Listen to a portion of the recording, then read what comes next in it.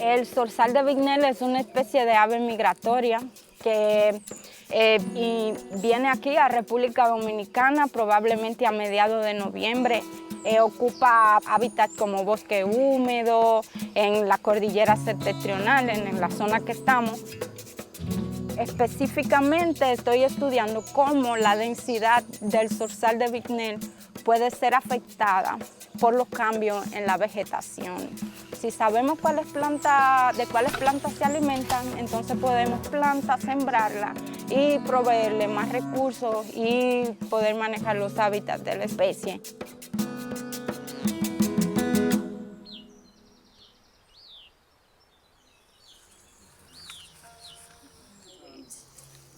And you also need the back.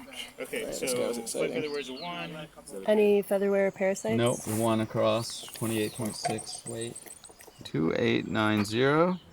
This is the bird that has spawned across the hemisphere. This is the Bicknell's thrush. We think of it as our bird up here in Vermont, New York, and Maine. But really, it spends 6-7 months in the Dominican Republic, in Haiti, on the island of Cuba, and on 2 other islands, Jamaica and Puerto Rico. That's it. The entire world population spends the winter on only 4 islands. 278. This we can tell is a baby. It was hatched this summer. It's got all these little spots, which it will molt off and replace. Tanto las hembras como los juveniles son los que van a garantizar que la continuidad de la especie. Entonces, en la Cordillera Septentrional vemos que hay un patrón, hay muchas áreas degradadas, se están perdiendo los hábitats. Por eso es crítico que se conserven áreas como la Reserva del Zorzal y que que sigan existiendo estas iniciativas.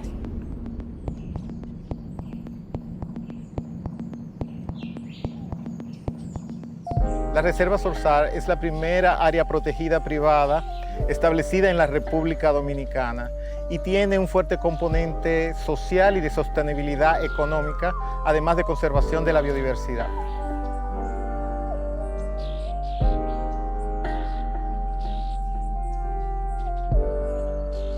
Las áreas productivas que se dedican a la agricultura transforman los hábitats y posiblemente impactan de forma negativa la biodiversidad. Sin embargo, los cultivos de cacao se ha encontrado que conservan una gran biodiversidad de aves en general, que haya un balance entre las áreas que se utilizan para la agricultura o cultivos como el cacao, pero siempre conservando una parte de las plantas nativas o remanentes de bosque.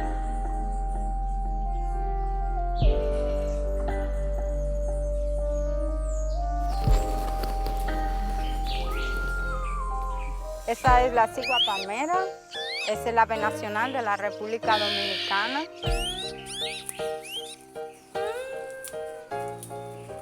Entonces, específicamente me refiero al cacao de sombra. Estos hábitats tienden también a ser lugares para la conservación de las aves.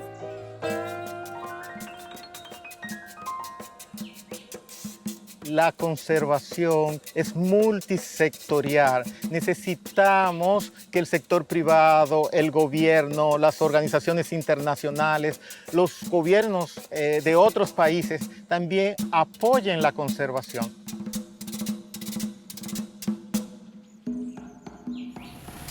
I was studying at University of Vermont. My advisors suggested I look at the Bicknell thrush because it's an example where there's population decline of a species, and you really need to look at the migratory path to solve the population decline. My mission was to work with cacao farmers to certify them organically, get more money for the product, ferment the beans, have a better quality, and increase income to reduce the pressure on these biodiversity hotspots.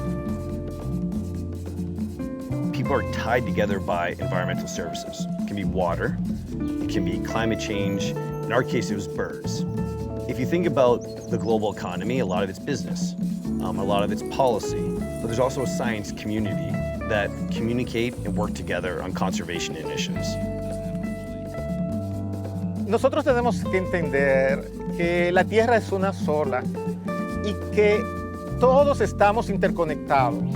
El Zorzal nos da a entender esto, de que esta isla del Caribe está conectada con Norteamérica, con los Estados Unidos, que hay una vinculación fuerte. En lo social lo hay también. Hay más de 2 millones de dominicanos en los Estados Unidos, que crea un vínculo, un lazo. The conservation community identified the Dominican Republic as prime habitat to conserve. In 2012, eco-investors got together and purchased a 1,019-acre bird reserve in the Northeast Dominican Republic. Not one community needs it more than the other. North America is just as concerned as the Dominican Republic. There's only about 100,000 on the planet. That's it might sound like a large number, but for a species of any kind, that's a tiny number. I mean, think about robins. There are so many millions of robins in the world, and most kinds of birds. This is one of the rarest, certainly in eastern North America. So we're concerned about it.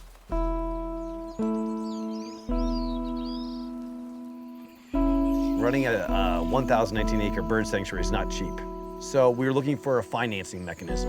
Dominican Republic's the #1 organic producer of quality cacao. So we looked at this as an opportunity to use another forest product to finance this bird reserve. El objetivo es seleccionar un cacao que esté ya un color bien amarillo para evitar que, un ejemplo, esta mazorca no pase. Buena calidad. Empieza la post cosecha en la selección de la mazorca.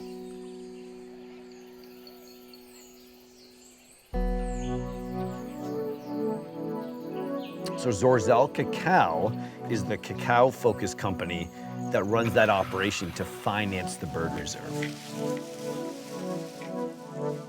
It's important to find responsible consumers, and we are telling all others that biodiversity is a good business.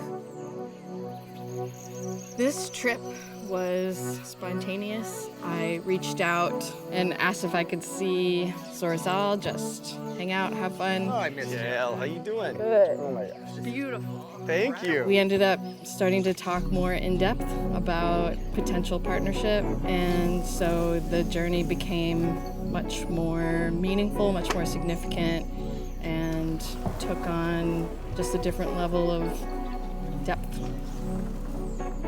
The organization and cleanliness and professionalism of the Zorzal operation stood out as really unique and special. Dice una vieja frase, no importa la cantidad sino la calidad. La diferencia que tenemos nosotros como Zorzal es que exigimos calidad, porque exportamos calidad. Lo cual aquí el cacao que lleva tiene que tener unos protocolos y tener las condiciones que se requiere para una buena fermentación. Por tal razón, nosotros le podríamos garantizar de que tengamos un cacao cada día con más calidad, que requiera con los protocolos que requiere ese productor artesano. So these are the fermenting boxes. We do a 4-tiered system. So we do 48 hours first box, 48 hours second box, then 1 day, 1 day. So 6-day ferment. I worked corporate for quite a few years as a corporate chef, and it was all about the bottom line. There was no connectivity to the product whatsoever. It was just, are you making money? And I didn't want to do that anymore. A lot of people feel disconnected to food, and we want to reconnect that. There are faces behind these ingredients, and we wanted to make sure that those faces were telling the story through our product. And I think it's so important to understand that it's not just the cacao that we're purchasing, but the reason behind these birds coming to this reserve. And the reason cacao is attributing to that process.